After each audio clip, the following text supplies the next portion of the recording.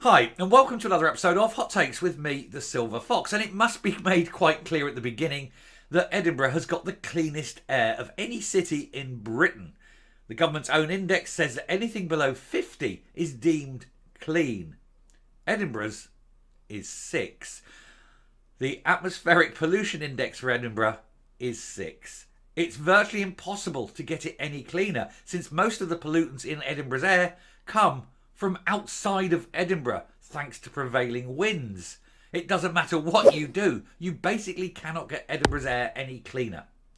And so it makes you wonder why they're bringing in a low emission zone. Surely it cannot be to clean up the air.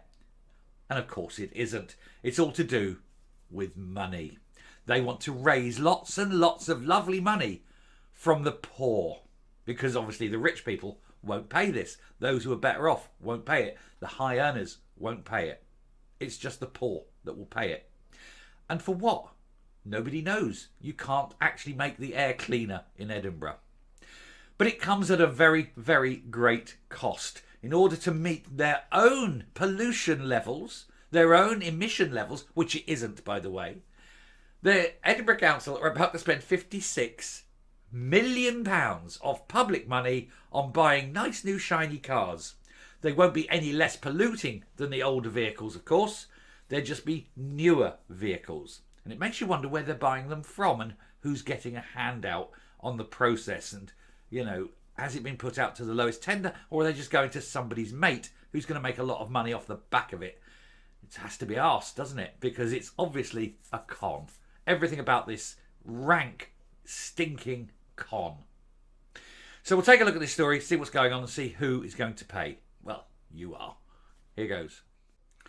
Now, this story comes from Pravda, so you'd wonder why they would publish this unless it's absolutely true. They can't deny it. There is no denying when the SNP's in-house newspaper, and they use the word news very loosely there, of course, is actually running with the story.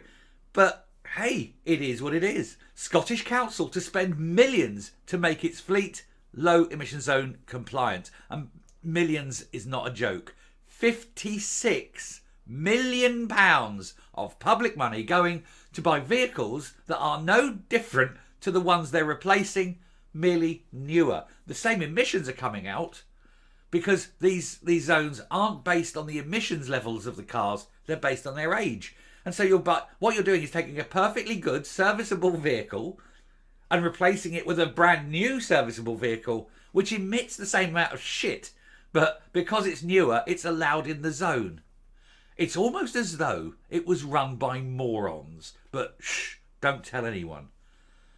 And who's paying for it? Well, first of all, the 56 million is coming from the taxpayer. So rather than Granny going in and getting a subsidised old age people's home, instead of your disabled daughter having specialised care in a unit, in place of schools getting an upgrade and to have that terrible concrete replaced, that sort of stuff that matters, stuff that actually matters. No, 56 million is taken out of the budget just to make somebody rich. A car dealer down the road, a vehicle man, a van supplier, he's being made rich. Oh yes, he'll get the licence. Oh, we'll have 100 vehicles from you, pal. Oh good, and I'm making £1,000 per vehicle. Excellent, good stuff. 100k, he's a happy lad.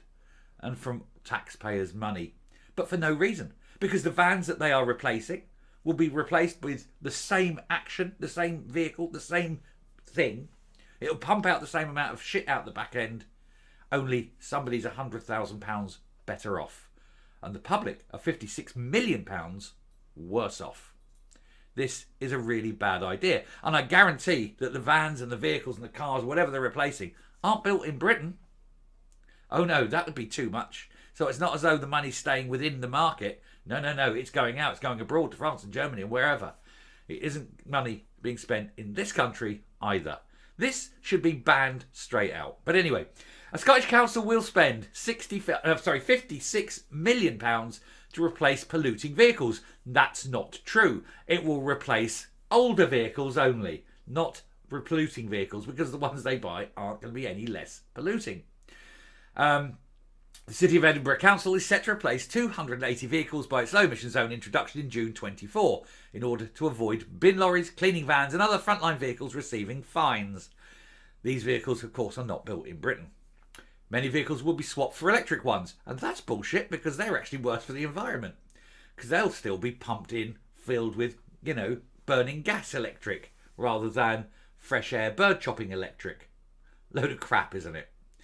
And also, have you seen the mining process for electric vehicle production? Oh, boy, is that dirty. Anyway, HGVs not yet able to be electrified affordably will require low emission zone compliant diesel or petrol engines. They won't pollute any less, they will just be nice and shiny new and will cost a lot of money for no reason whatsoever. About 700 more vehicles will be replaced in subsequent years in order to meet the council's 2030 net zero target. Edinburgh's new low emission zone will see highly polluting vehicles banned from the city's centre. That also, of course, is a lie. It will not see highly polluting vehicles banned from the city centre. It will merely see older vehicles banned from the city centre. You can go through the city centre with a 6.8 litre Mercedes-Benz pumping out tons of shit and nobody minds because it's a nice, shiny, new 6.8 litre Mercedes-Benz, not an older 1.1 litre Corsa, say, pumping out nothing at all, fresh air and butterflies from the back end. No, it's an old one. It's a poor person's car. That gets a fine. That's how it works. Drivers who violate the scheme intended to reduce carbon emissions in the council. No, it's not. It's intended to raise money. Will be fined £60 at the first instances, doubling each subsequent offence within 90 days. Almost all of the £56 million sum, 51.6 million of it, will be borrowed, with £2 million raised from disposal of existing vehicles and £3.2 million from council funds. But that £51.6 million will need to be repaid and therefore will come from council funds. Interesting, isn't it? A report by the council indicated that savings on fuel due to the fleet replacement efforts will provide additional benefit to the overall budget position. Will they publish the differential in fuel use, or will they just pretend it's a lot more than it is? Oh wait, no, they won't. Of course it's going to be such a tiny amount that they won't publish it. It's all sneaky, secret, covered up. They don't want anyone to know what's going on. It continued, there are potential external funding opportunities that the council will continue to explore. In other words, they'll borrow money from their mates and their mates will charge them extortionate interest rates that they'll be illegally obliged to do, making their mates rich. That's how it funds. That's how it happens. That's what goes on with these people. Everything is below and hidden and covered. Let's see what the interest rates are. Let's put it to the public vote and see if the public are willing to pay interest rates at 30%, because you guarantee it's going to be around that. I would if I was doing it and it was me, let's be honest. Anyway, more recently, the finding opportunities are being aimed at increasing electrical vehicle charging infrastructure. However, there's still some pots available for vehicle replacement and upgrades, which the officers are applying for. It all sounds like bullshit, doesn't it? It sounds like thievery. It sounds like misuse of public funds. It sounds like they haven't published the figures properly and they aren't showing a full budgeted expense. And they haven't published the main thing, which is, why are they doing it? If they can show that they can get Edinburgh's air quality down from 6 to, say, 3 and halving it, you may have a case. But actually, it's impossible. It is totally impossible. And it is actually merely just an exercise in fundraising. But to raise those funds, they're having to spend nearly £60 million just to buy nice shiny new vehicles from their chums, from their dealer mate, who make a very tidy packet out of it indeed. And who's paying? Well, taxpayer, you are. Thank you very much. I'm going to come up and we'll finish this video.